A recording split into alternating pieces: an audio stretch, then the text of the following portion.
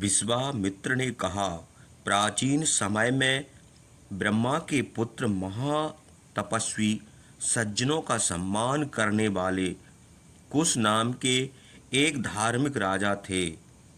उनकी रानी का नाम वैदर्भी था। महाराज कुश ने अपनी गुणवती कुलीन भार्या वैदर्भी के गर्भ से अपने अनुरूप 4 पुत्र उत्पन्न किए। उनके नाम कुशाम्ब, कुशनाभ, अमूर्तरजा और वसु थे। महाराज कुश ने एक बार अपने सत्यवादी, तेजस्वी, उत्साही, धर्मिष्ठ पुत्रों को छात्र धर्म की शिक्षा देते हुए उनसे कहा, तुम लोग प्रजा का पालन करके श्रेष्ठ धर्म प्राप्त करो। पिता की यह आज्ञा सुनकर चारों पुत्रों ने अपने अपने नाम से 4 नगर बसाए। महातेजस्वी कुशाम्ब ने कौशाम्बी नाम की एक नगरी, धर्मात्मा कुशनाभ ने महोदय नाम का नगर, अमूर्त राजा ने धर्मरामायण और राजा बसु ने गिरिवज्र नाम का नगर बसाया। हे रामचंद्र, उन्हीं महात्मा बसु का बसाया हुआ यह देश है। इसके चारों ओर है बड़े बड़े 5 पहाड़ शोभित हैं। मगध देश में बहने वाली इस स्वर्ण नदी को मागधी भी कहा करते हैं। यह 5 पहाड़ों के बीच में माला की तरह शोभामान है। यह नदी पूर्व की ओर बहती है और इसके दोनों किनारों की भूमि बड़ी उपजाऊ है। हे रामचंद्र, धर्मात्मा कुशनाभ ने घृताची के गर्भ से परम सुंदरी 100 कन्याएं उत्पन्न कीं।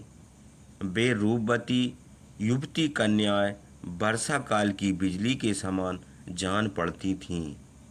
एक दिन वे उत्तम आभूषणों से भूषित होकर अंतःपुर के बगीचे में गाती बजाती और नाचती थीं। उसी समय बादलों के बीच ताराओं की जैसी उनकी शोभा देखकर वायु ने उनसे कहा, हे युवतियों, मैं तुम लोगों से प्रार्थना करता हूँ कि तुम लोग मेरी स्त्री बनो। मेरे साथ विवाह करोगी तो तुम्हारा मनुष्य भाव छूट जाएगा और तुम लोग दीर्घ आयु पाओगी। तुम विचार कर देखो, मनुष्य की युवा अवस्था बहुत दिनों तक नहीं रहती। मेरे साथ विवाह करने पर तुम लोग अक्षय यौवन पाओगी और अमर हो जाओगी। वायु की यह बातें सुनकर कन्याओं ने हंसकर उनका तिरस्कार किया और उत्तर दिया, हे पवन, आप सब प्राणियों के शरीर में निवास करते हैं, इसलिए सबके मन का भाव जानते हैं। हम लोग भी आपका प्रभाव अच्छी तरह जानती हैं। आप हम लोगों के मन की बात जानकर भी विवाह की प्रार्थना करके हमारा अपमान क्यों करते हैं? हे पवन, हम लोग महाराज कुशनाभ की कन्या हैं। यदि हम चाहें तो आपका प्रभाव नष्ट कर सकती हैं, किंतु अपनी तपस्या नष्ट होने के भय से ऐसा नहीं करती। हे मूर्ख, ऐसा समय कभी न आवे कि हम लोग अपने सत्यवादी पिता का अपमान करके स्वेच्छाचारिणी होकर अपने आप वर ढूंढ लें। पिता हम लोगों के प्रभु और परम देवता हैं। वे जिसके साथ हमारा विवाह कर देंगे वही हमारा स्वामी होगा। कन्याओं की यह बातें सुनकर वायु ने कुपित होकर उनके शरीर भर में प्रवेश करके अंग प्रत्यंग तोड़ दिए। सब कन्याएं कुबड़ी होकर घर को गईं और लज्जा के मारे घबरा कर रोने लगीं। कन्याओं का यह दुर्दशा देखकर राजा कुशनाभ ने घबरा कर उनसे पूछा, यह क्या हुआ? किस व्यक्ति ने धर्म का अपमान किया? बताओ। तुम लोगों को किसने कुबड़ी कर दिया? तुम लोग बोलने की कोशिश करने पर भी बोल नहीं सकती। यह कहकर राजा कुशनाभ लंबी सांसें छोड़कर सन्न हो गए। बुद्धिमान पिता की यह बात सुनकर उनको प्रणाम करके कन्याओं ने कहा, पिताजी, सर्वव्यापी वायु धर्म का विचार न करके कुमार्गामी होकर हम लोगों का अपमान करना चाहता था। हम लोगों ने उससे कहा, हमारे पिता मौजूद हैं, हम लोग उनके अधीन हैं, तुम्हारा कल्याण हो। तुम अपना अभिप्राय उनसे कहो। यदि वे तुम्हारे साथ हम लोगों का विवाह कर देंगे तो हम तुम्हारी हो जाएंगी। किंतु पिताजी, उस दुष्ट ने हम लोगों की इस बात पर ध्यान नहीं दिया और कुपित होकर हमारी यह दुर्दशा कर दी। महातेजस्वी परम धार्मिक राजा कुशनाभ ने कन्याओं से कहा, तुम लोगों ने एक मत होकर हमारे कुल के गौरव की रक्षा की है और वायु पर जो क्षमा कर दी है, यह बहुत ही अच्छा काम किया है। स्त्री पुरुष दोनों के लिए क्षमा श्रेष्ठ आभूषण है, किंतु क्षमा करना बहुत कठिन काम है। देवताओं के लिए भी दुष्कर है।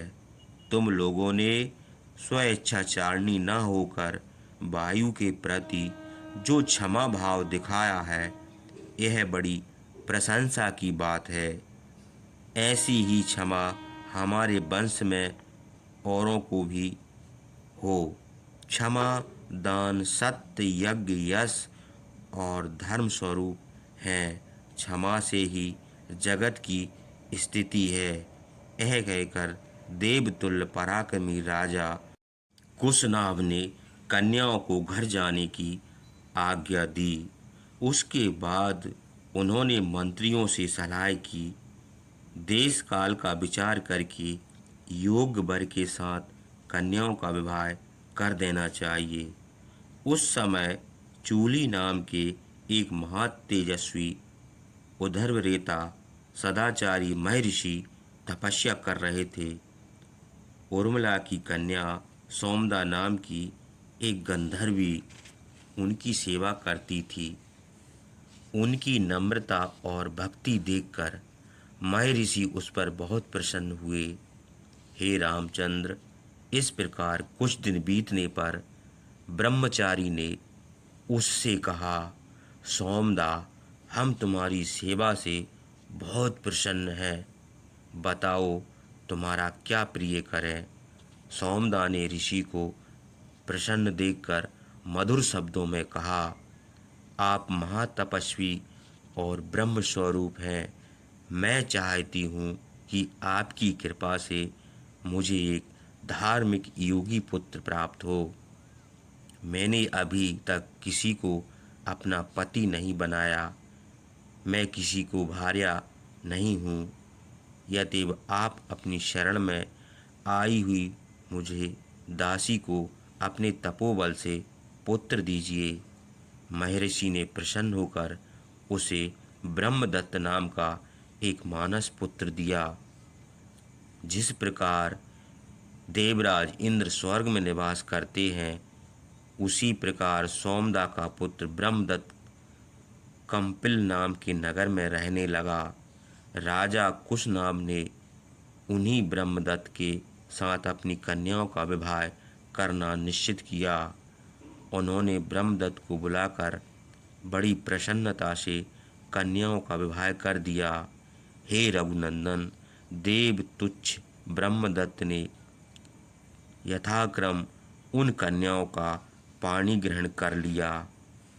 उनका स्पर्श होते ही कन्याओं का कुबड़ापन जाता रहा और वे फिर परम सुंदरी हो गईं। अपनी कन्याओं को वायु से मुक्त देखकर राजा कुशनाभ को बड़ा हर्ष हुआ। उसके बाद राजा ने ब्रह्मदत्त को उनकी स्त्रियों और पुरोहितों समेत विदा किया। अपने पुत्र का विवाह हो जाने पर सोमदा भी बहुत प्रसन्न हुई और बड़े प्रेम से बहुओं को ऊपर हाथ फेर कर कुशनाभ की प्रशंसा करने लगी। हे रघुनंदन, ब्रह्मदत्त जब विवाह करके चले गए तब पुत्रहीन महाराज कुशनाभ ने पुत्र की इच्छा से पुत्रेष्टि यज्ञ करना आरंभ किया। उदार प्रकृति कुश नाभ के पिता से ने यज्ञ आरंभ होने पर कुशनाभ से कहा, बेटा, तुम्हारे गाधी नाम का एक पुत्र उत्पन्न होगा। वह तुम्हारे ही समान धार्मिक होगा। उस पुत्र से संसार में तुम्हारी अक्षय कीर्ति होगी। कुश नाभ से यह कहकर कुश आकाश मार्ग से सनातन ब्रह्मलोक को चले गए। कुछ दिन बीतने पर महाराज कुशनाभ के गाधी नाम का एक परम धार्मिक पुत्र उत्पन्न हुआ। हे रामचंद्र, वही गाधी मेरे पिता है। मैं कुश वंश में उत्पन्न हुआ हूँ, इसी से लोग मुझे कौशिक कहते हैं। मेरे सत्यवती नाम की मुझसे बड़ी एक बहन भी थी। उनका विवाह ऋचिक के साथ हुआ था। मेरी बहन अपने पति के साथ इसी शरीर से स्वर्ग को चली गई। वह संसार के हित के लिए दिव्य नदी रूप होकर हिमालय से बहती है। उनका नाम कौशिकी है। उस रमणीय नदी का जल अति पवित्र है। हे रघुनंदन, बहन के स्नेह से मैं हिमालय के समीप कौशिकी के किनारे सुख से निवास करता हूँ। बहन सत्यवती बड़ी पवित्र और सत्य धर्म का पालन करने वाली है। वह पतिव्रता अब कौशिकी नाम से प्रसिद्ध श्रेष्ठ नदी है। मैं केवल यज्ञ करने के लिए उन्हें छोड़कर सिद्ध आश्रम में आया था। तुम्हारे पराक्रम से मेरा मनोरथ सफल हुआ। हे रामचंद्र, यह मैंने अपने देश की और अपनी उत्पत्ति का वर्णन किया और इस देश का परिचय जो तुमने पूछा था वह भी बतला दिया। बेटा, बातें करते करते आधी रात बीत गई, इसलिए अब सो रहो, जिसमें कल मार्ग चलने में कलेश न हो। देखो, इस समय वृक्ष हिलते डुलते नहीं हैं, पशु पक्षी भी सो रहे हैं और अब दिशाओं में अंधकार छा गया है। आँखों के सामने नक्षत्रों से आकाश परिपूर्ण है। नक्षत्रों के प्रकाश से कुछ उजाला भी हो रहा है। वह देखो, अंधकार को दूर करने वाला चंद्रमा अपनी किरणें फैलाकर प्राणियों के चित्त प्रसन्न करते हुए उदय हो रहा है। मांसाहारी भयानक यक्ष, राक्षस और रात में चलने वाले अन्य जीव इधर उधर घूम रहे हैं। इतना कहकर महर्षि विश्वामित्र चुप हो गए।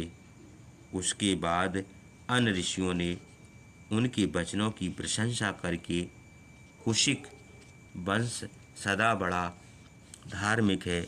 इस वंश में बड़े बड़े महात्मा और ब्रह्मतुल्य ब्रह्म ऋषि हुए हैं। विशेषकर आप इस वंश में महायशस्वी हैं और आपकी बहन महानदी कौशिकी भी पितृकुल की कीर्ति बढ़ा रही है। इस प्रकार प्रसन्न चित्त ऋषियों से प्रसन्न होकर सूर्य देव के अस्त होने के समान महर्षि